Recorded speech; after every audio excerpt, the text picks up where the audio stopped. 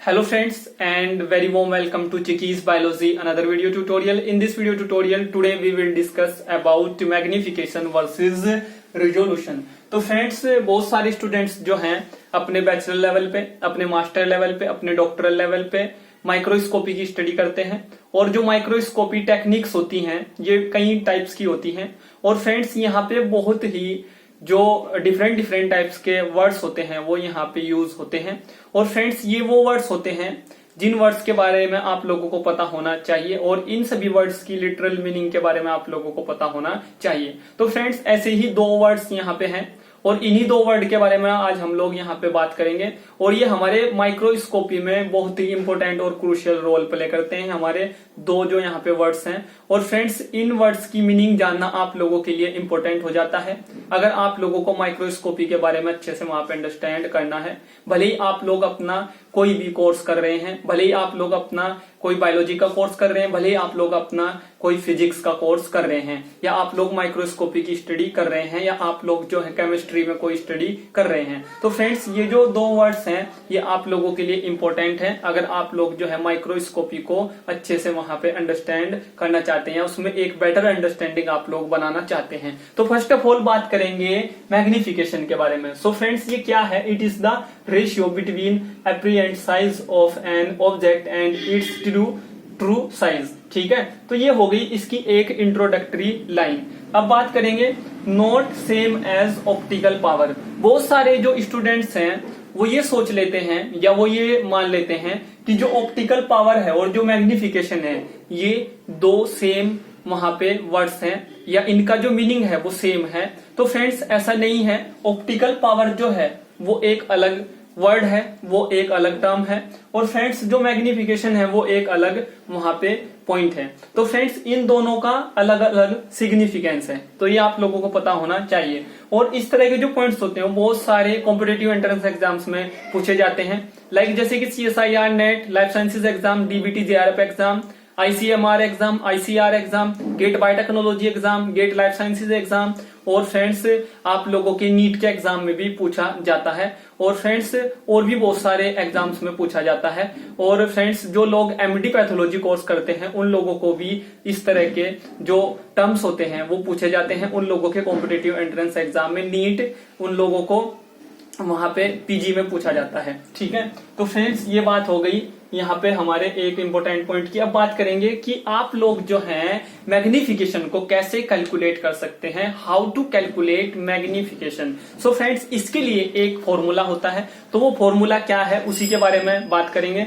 So formula जो है वो ये है M is equal to D upon F naught is equal to HI upon H naught. तो ये फॉर्मूला है, इस फॉर्मूले से आप लोग जो है मैग्निफिकेशन को कैलकुलेट कर सकते हैं इन a scientific way. So friends बात करेंगे यहाँ पे जो टर्म्स हैं उन टर्म्स की क्या मीनिंग है, इस फॉर्मूले में जो टर्म्स हैं उन टर्म्स की क्या मीनिंग है इस पे बात करेंगे। तो friends magnification is related to distance, ये आप लोगों को पता होना चाहिए। और फ्रेंड्स जो डिस्टेंस है, distance is D between object and eyes and focal length F note of lens is used और to the ratio of height of image HI, जो यहाँ पे HI है, एंड ऑब्जेक्ट H नोट। ठीक है, तो ये आप लोगों को पता यहाँ पे चल गया होगा। तो फ्रेंड्स ये सभी वैल्यूज अगर आप लोगों के पास में होंगी तो आप लोग इस फॉर्मूला में पुट कर सकते हैं और आप लोगों को मिल जाएगा यू गेट मैग्निफिकेशन पावर।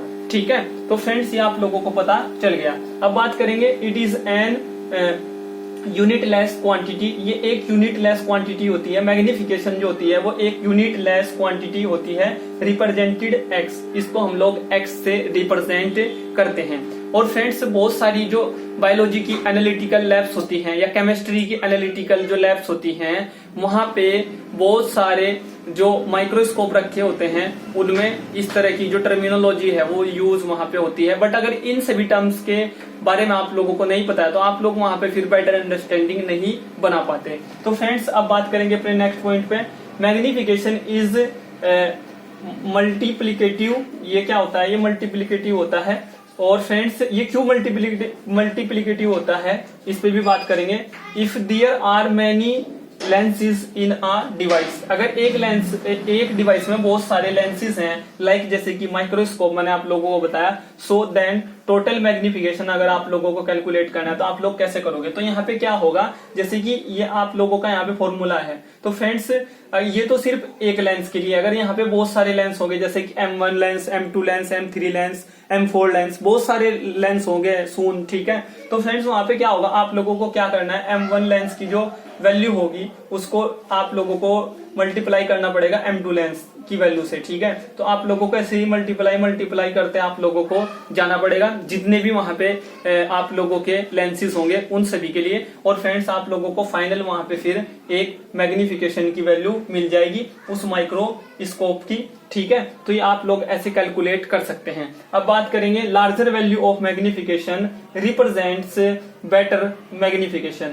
ठीक है। तो ये आप लोगों को पता चल गया होगा। अब बात करेंगे अपने रिजोल्यूशन के बारे में। तो रिजोल्यूशन क्या है, आई होप आप लोगों ने अंडरस्टैंड कर लिया होगा कि मैग्निफिकेशन क्या होता है। अब बात करेंगे रिजोल्यूशन की। तो resolution is the ability to separate two adjacent points as distinct and separate, ठीक है। और friends also known as resolving power limit of resolution, इसको हम लोग रिजोल्विंग पावर भी बोलते हैं और इसको हम लोग लिमिट ऑफ रिजोल्यूशन भी बोलते हैं। सो फ्रेंड्स यहाँ पे भी क्या है कि हाउ टू कैलकुलेट रिजोल्यूशन। तो यहाँ पे आप लोग फॉर्मूला यूज करेंगे। फॉर्मूला क्या है, small d is equal to 0.5 lambda upon आप लोगों का यहाँ पे है म्यू साइन थीटा। तो फ्रेंड्स जो यहाँ पे म्यू साइन थीटा है ये क्या है, और यहाँ पे लैम्डा क्या है, डी क्या है। डी तो आप लोगों को पता चल गया, रिजोल्यूशन को हम लोग डी से रिप्रेजेंट करते हैं। तो फ्रेंड्स अब बात करेंगे resolution is related to wavelength. तो जो रिजोल्यूशन है वो रिलेटेड है वेवलेंथ से, ठीक है। और वेवलेंथ जो है वो लैम्डा है, और फ्रेंड्स रिफ्रैक्टिव इंडेक्स जो है हमारा यहाँ पे म्यू है, एंड एंगुलर अपर्चर जो है वो हमारे यहाँ पे थीटा है इन केस ऑफ माइक्रोस्कोप। और मैं माइक्रोस्कोप के बारे में ही आप लोगों को यहाँ पे बता रहा हूँ, माइक्रोस्कोप के पॉइंट ऑफ व्यू से ही बता रहा हूँ, तो इसीलिए माइक्रोस्कोप के ही रेफरेंस में आप लोगों को इन सभी चीजों को यहाँ पे अंडरस्टैंड करना है, आप लोगों को कुछ और यहाँ पे नहीं समझना है, ठीक है। और friends in case of microscopes 0.5 is replaced with 0.61, ये भी एक क्रूशियल पॉइंट है, ठीक है।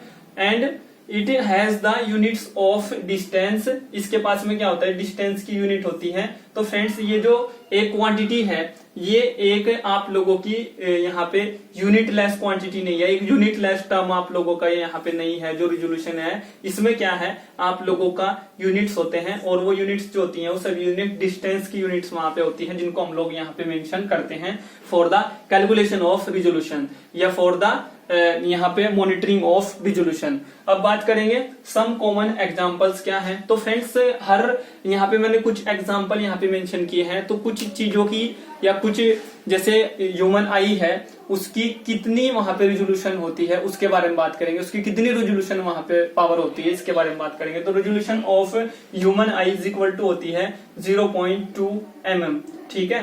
अब बात होती है रिजोल्यूशन ऑफ लाइट माइक्रोस्कोप, इसकी कितनी होती है, तो इसकी होती है 0.2 माइक्रोमीटर। अब बात करेंगे रिजोल्यूशन ऑफ इलेक्ट्रॉन माइक्रोस्कोप, तो इसकी होती है आप लोगों की 0.02 nm, ठीक है। और फ्रेंड्स अब बात करेंगे एक और इम्पोर्टेंट पॉइंट के बारे में, resolution for optical devices is best under blue and violet light. तो ये पॉइंट भी आप लोगों को हमेशा अपने माइंड में रिमेंबर रखना है। बहुत सारे कॉम्पिटिटिव एंट्रेंस एग्जाम्स में इस तरह के पॉइंट्स पूछे जाते हैं, मैंने आप लोगों को बताया है।